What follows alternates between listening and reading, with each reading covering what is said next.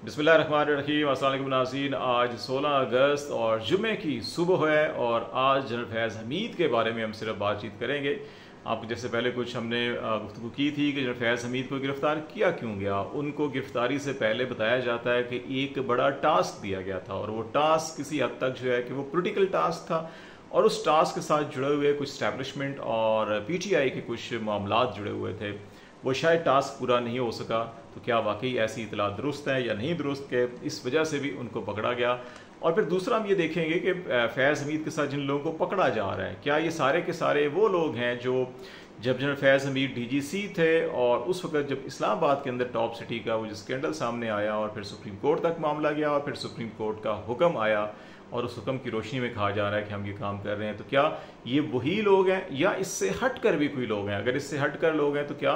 फिर जो अनाउंसमेंट का जो सेकंड पैराग्राफ है कि रिटायरमेंट के बाद कुछ ऐसे मामलात के साथ जनरल फैज़ हमीद जुड़े रहे जो आर्मी एक्ट की वायलेशन के ज़ुमरे में आते हैं, तो एक चीज़ ये देखेंगे। फिर तीसरा मामला जो है कि वो सियासी मामलात हैं जो हमने पहले भी आपको कहा कि मस्जिद नबी के जो इमाम पाकिस्तान के दौरे पर आए थे और उसके अंदर बहुत सी चीज़ों के ऊपर एक ब्रॉडर अंडरस्टैंडिंग जो हुई है उसके तनाजुर में क्या अब ये कोशिशें की जा रही हैं कि आलमी दुनिया को और दोस्त ममालिक को खुश करने के लिए सिर्फ नेशनल असम्बली तहलील करवाकर इन्हीं मौजूदा 4 असम्बलियों या 4 हुकूमतों या 4 जो वज़रा आला मौजूद हैं एग्जिस्टिंग हैं इन्हीं की निगरानी में इलेक्शन करवा लिए जाएँ और फिर आलमी दुनिया को मुतमिन कर लिया जाए। और इसके अंदर अगर ये कोई काम कर रहा है तो वो कौन है और इसके अंदर सबसे बड़ी रुकावट क्या है, ये बड़ा अहम मामला है। और क्यों मुल्क भर के अंदर पाकिस्तान तहरीक इंसाफ की कहती है कि तमाम 4 असम्बली अपनी MKP हुकूमत भी तहलील करने के लिए तैयार है और 4 सूबाई असम्बलियाँ और नेशनल असम्बली के जो है कि इलेक्शन होने चाहिए। ये 3-4 बड़ी अहम चीज़ें जो हैं कि बड़ी जुड़ी हुई हैं। और ये जब आप फैज़ हमीद और उनके साथ जुड़े हुए जिन लोगों को गिरफ़्तार किया जा रहा है और फिर उनके अंदर कुछ ऐड किए जा रहे हैं, वो आपको बहुत से हिंट्स इसके अंदर मिलेंगे। ये सारी की सारी गेम है क्या जो बताई जा रही है वही है या उससे बिल्कुल हटकर बहुत से और मामला चल रहे हैं। तो सबसे पहली जो है कि अभी जो गिरफ्तारियां हुई, जो 3 नाम सामने आए उनमें ब्रिगेडियर अफार, ब्रिगेडियर नईम, कर्नल आसिम, क्या ये लोग वो हैं कि जब DGC थे फैज़ हमीद मेजर जनरल इस्लामाबाद के अंदर तैनात थे तो ये तीनों लोग बराह रास्त उस वक्त काम कर रहे थे इनके अंडर और बाद में क्या रिटायरमेंट के बाद इन्होंने क्या टास्क ये काम किए जिनकी वजह से पकड़ा गया। तो जो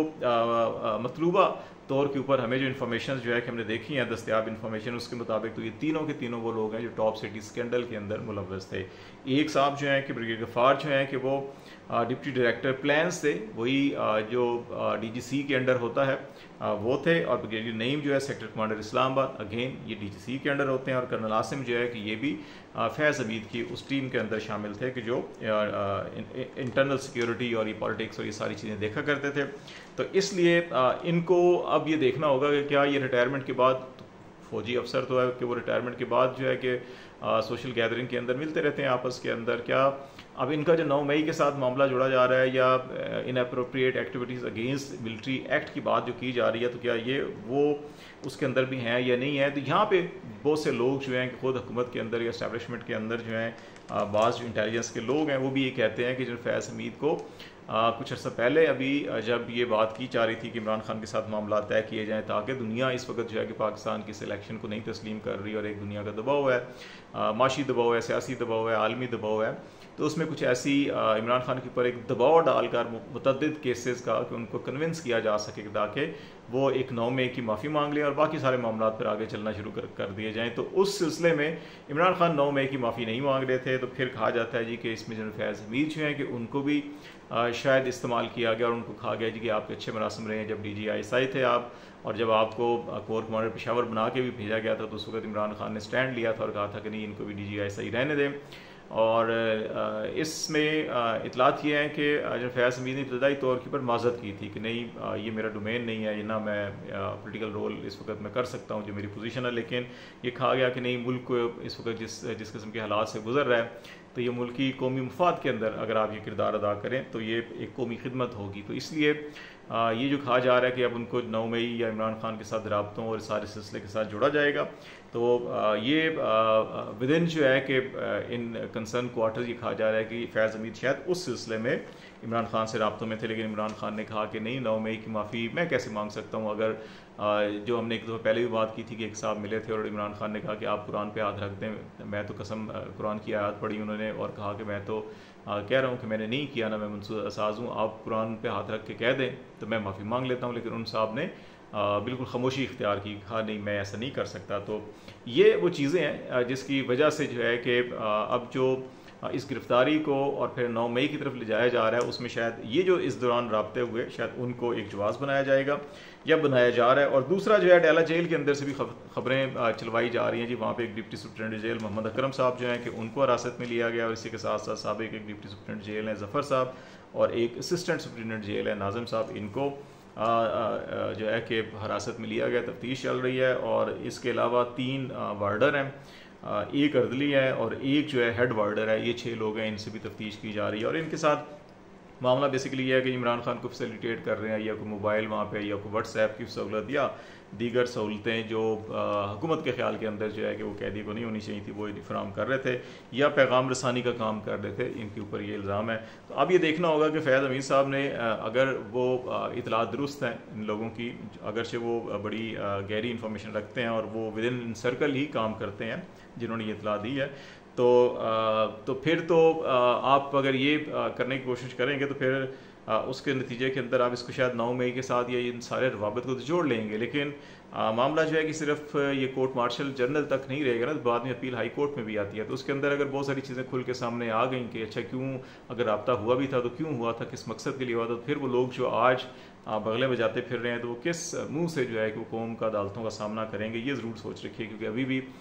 इद्दत का केस या बाकी केसेस के अंदर जिस तरह से लोग मुँह छुपाते फिर रहे हैं और जो है कि कहीं भी आमना सामना हो जाए किसी के साथ, किसी मोतबर बंदे के साथ, तो फिर शर्मिंदा से रहते हैं। तो ये इनको ज़रूर सोचना होगा।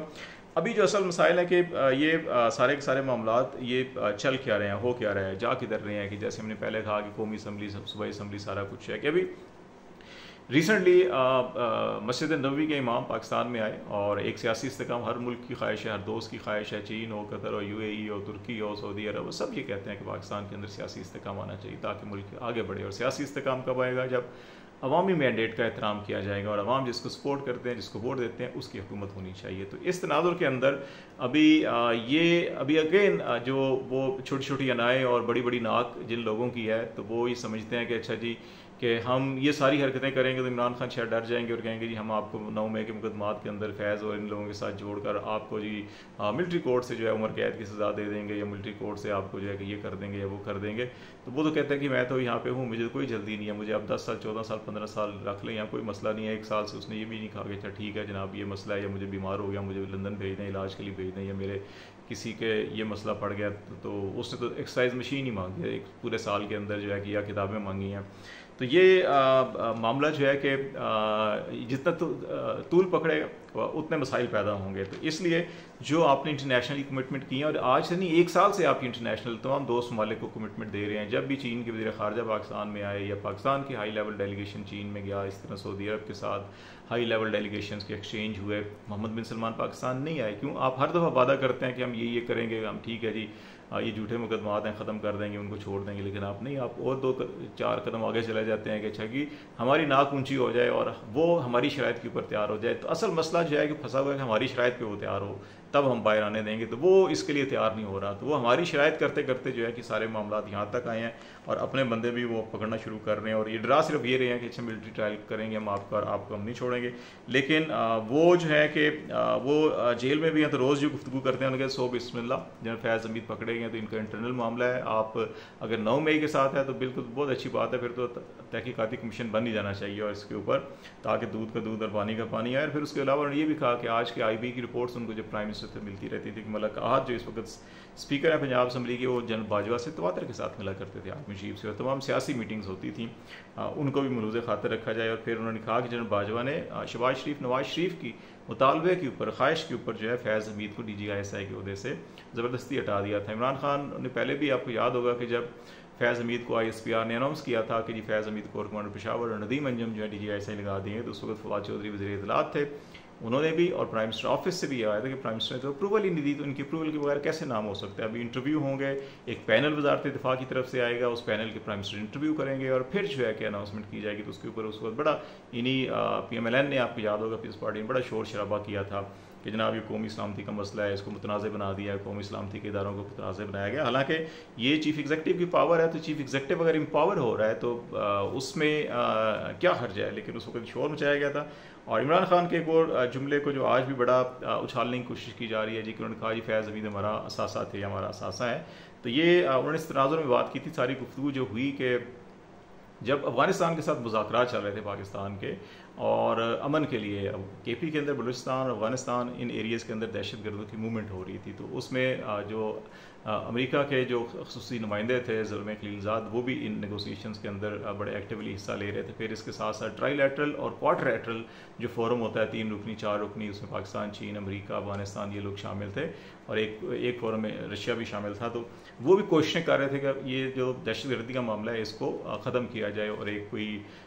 पुरअमन हल निकाला जाए। तो उसमें फैज़ हमीद जो है कि वो लीडिंग रोल बड़ा प्ले कर रहे थे। तो इसलिए इमरान खान ने उस वक्त ये कहा था कि इनको कुछ अर्सा रहने दें। बाजवा कहते थे नहीं, ये आर्मी चीफ की दौड़ में शामिल होंगे, टॉप 5 में इनका नाम है, तो अगर ये कमांड नहीं करेंगे कोर को तो फिर ये इनका नाम उसमें शामिल नहीं किया जा सकेगा, तो इसलिए किया जाए। अगर इमरान खान की ख्वाहिश होती कि इसको आर्मी चीफ बनाना है तो फौरी तौर पर कहते चल ठीक है, इसको कोर कमांडर लगा दें। लेकिन उन्होंने कहा नहीं, इस वक्त मुल्क को ज़रूरत है कि दहशतगर्दी के खात्मे के लिए, अमन के क़याम के लिए इनका जो किरदार है वो मुल्क को ज़रूरत है, तो इनको यहाँ रखें, आप कुछ अर्सा बाद वहाँ पर भेजिएगा। तो ये तनाज़ा था। इमरान खान ने कहा, मेरी तलब कलामी भी हुई थी जनरल बाजवा से इस इशू के ऊपर। और फिर लंदन प्लान का हवाला उन्होंने दिया एक दो, फिर उन्होंने कहा जी कि इसमें 3 चीफ, पहले वो अगर कहते थे बाजवा भी इसमें था और अभी उन्होंने कहा जी कि 3 चीफ इसमें शामिल थे।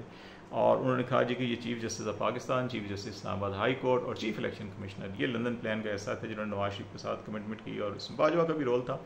और जिसमें ये कहा गया कि इलेक्शन को किस तरह से मैनेज करना है। और अभी भी अगर इलेक्शन ट्रिब्यूनल से लेकर इलेक्शन के मामलात हों और बाकी जितने भी चीज़ें हैं, चाहे बल्ले का निशान, जितनी चीज़ें देखें तो आपको इन्हीं 3 के गिर्द ये सारी की सारी चीज़ें जो है कि रुकी हुई मिलेंगी। और ये 3 ही जो है कि इन मामलात को क्लियर नहीं होने दे रहे, ना ऑडिट होने दे रहे हैं, ना इलेक्शन ट्रिब्यूनल की कार्रवाई होने दे रहे हैं, ना ही शफाफियत को यकीनी बनाने के लिए जो मामला आगे बढ़ रहे हैं। तो इसलिए इमरान खान कहते हैं कि ये वो लंदन प्लान का हिस्सा थे, इसलिए अब चीज़ों को आगे नहीं बढ़ा रहे। तो ये वो सारी चीज़ें हैं जिसके अंदर जो है कि ये बात की जा रही है। हाँ, एक और बड़ा मामला जो मैंने कहा था कि चारों असम्बली है या सिर्फ नेशनल असम्बली का, तो एक और बड़ी अहम जो इन्फॉर्मेशन मिली है वो ये है कि ये मुज़ाकरात इसलिए भी हतमी तौर के ऊपर आगे नहीं बढ़ पा रहे कि इस वक्त इस्टेब्लिशमेंट के अंदर भी, हुकूमत के अंदर भी शदीद ख्वाहिश है कि पंजाब की हुकूमत किसी तरह से ना ख़त्म हो, कायम रहे। और उसके बहाने वो कह रहे हैं जी चारों सूबाई असम्बली रहने दें, चारों चीफ मिनिस्टर रहने दें, सिर्फ कौमी असम्बली तहलील करें और इसके इलेक्शन करवा दें इसी सेटअप की मौजूदगी में। तो लेकिन PTI इमरान खान ये कह रहे हैं कि नहीं, आप चारों, हम अपनी KP हुकूमत भी ख़त्म करते हैं, 90% हमें वहाँ पे वोट मिला, नहीं हमें दोबारा मिल जाएगा, कोई मसला नहीं है, लेकिन इलेक्शन जो है पूरे मुल्क में होना चाहिए। अब ये आप ज़हन में रखें कि यही लोग थे साल 2 साल पहले कि जब पंजाब KP के अंदर इलेक्शन होना था 90 दिन के अंदर, आईनी ज़रूरत थी, तो कहा कि नहीं, पूरे मुल्क में एक साथ होना चाहिए, साफ शफाफ और मुनसिफाना इंतखाब का तकाज़ा है। सब जो आईनी इदारे थे, आईनी रियासती इदारे थे, सबके सबकी मौक़िफ़ था सुप्रीम कोर्ट में और 2 वाज़ेह अहकामात पर अमल नहीं किया गया। अब ये खुद जो है कि आधा तीता रादर बटेर बनाना चाह रहे हैं। उसकी वजह यही है कि इनको पता है कि अभी अगर फेयर इलेक्शन होता है, PTI का मौक़िफ़ है कि एक साफ शफाफ इलेक्शन कमीशन होना चाहिए और अदलिया की निगरानी में ROs जो है कि अदलिया से होने चाहिए और जो आवाम जिसको वोट देते हैं उसको हुकूमत मिलनी चाहिए। तो इसके ऊपर भी एक मैच फंसा हुआ है कि बाज़ लोगों का जो इस्टेब्लिशमेंट जो बड़ी मेहरबान है पंजाब हुकूमत के ऊपर, उनका ख्याल है कि नहीं, पंजाब हुकूमत ना छड़ी जाए, 40 मीन गंडापुर को भी बर्दाश्त कर लेंगे, बलूचिस्तान सिंध में तो ऐसे भी अपनी हुकूमत है। तो ये एक मामला भी फंसा हुआ है जिसकी वजह से सारी खिचड़ी पक रही है। तो देखते हैं आगे मामला कैसे चलते हैं। आज तक के लिए इतना ही। खालिद जमील को इजाज़त दीजिए। अल्लाह हाफिज़।